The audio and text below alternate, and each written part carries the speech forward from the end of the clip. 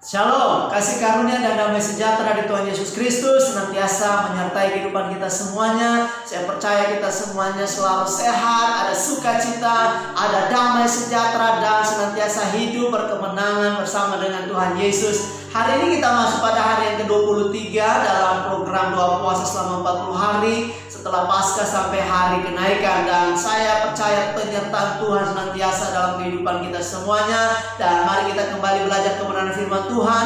Saya ingin kita belajar dari salah satu tokoh yang bernama Nabi Habakuk. Nabi Habakuk di dalam doanya, di dalam Habakuk pasal yang ketiga, menggambarkan suatu keadaan yang disebut dengan keadaan paceklik atau masa paceklik. Tidak ada makanan, tidak ada minuman, bahkan kambing domba terhalau dari kurungan, bahkan lembu sapi tidak ada di dalam kandang. Saudara diberkati Tuhan, mari kita lihat kebenaran firman Tuhan ini dalam Habakuk pasal yang ketiga ayat yang ke-17.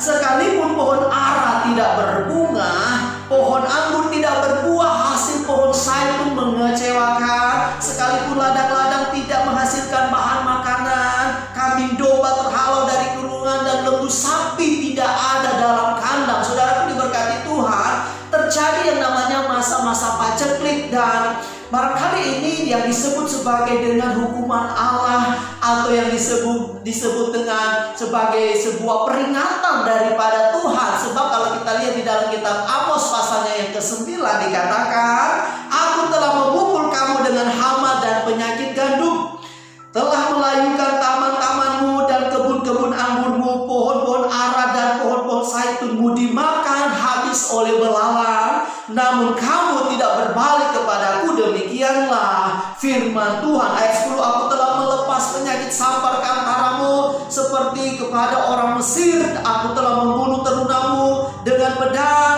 Pada waktu kudamu dicara, aku telah membuat bau busuk perkemahanmu tercium oleh hidungmu, namun kamu tidak berbalik kepadaku. Demikianlah firman Tuhan. Nah, saudara diberkati Tuhan, baik Amos ataupun Nabi Habakuk mengalami suatu pergumulan yang sama. Dari dalam doa Habakuk, apa yang dia lakukan ketika menghadapi masa-masa paceklik ini, apa yang dia lakukan, dan biarlah ini jadi pelajaran bagi kita juga. Apa yang kita lakukan ketika kita menghadapi yang namanya masa-masa paceklik. Nah, firman Tuhan memberi jawaban bagi kita. Yang pertama di dalam Habakuk 3, di dalam ayat yang ke-18 dikatakan bahwa aku akan bersorak-sorak di dalam Tuhan. Saudara diberkati Tuhan, orang yang bersorak-sorak di dalam Tuhan akan berkata, Tuhan terima kasih untuk kebaikanmu, terima kasih Tuhan Engkau menjamin keselamatan di dalam kehidupan kami.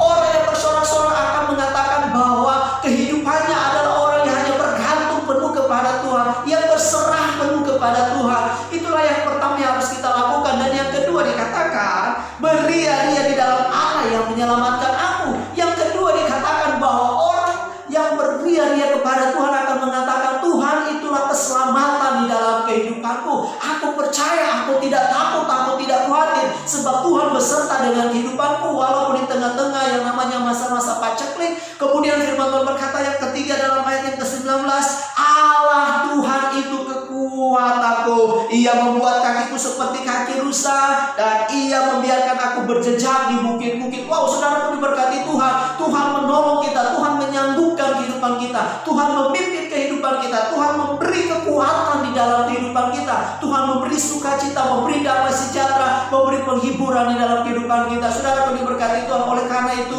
marilah ketika kita menghadapi, menyikapi situasi yang terjadi sekarang ini, biarlah kita hanya datang kepada Tuhan, bersorak-sorai, beria-ria dalam Tuhan, dan mengakui bahwa Tuhan itu adalah kekuatan di dalam kehidupan kita. Demikian perenungan firman Tuhan, dan yang menjadi pokok doa syafaat kita terus berdoa.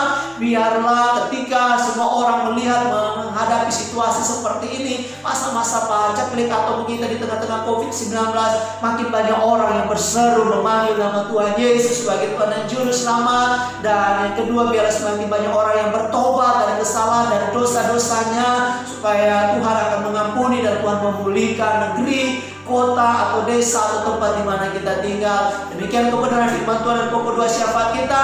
Tetap semangat di dalam Tuhan, tetap bersyukur, tetap berdoa. Tuhan Yesus memberkati.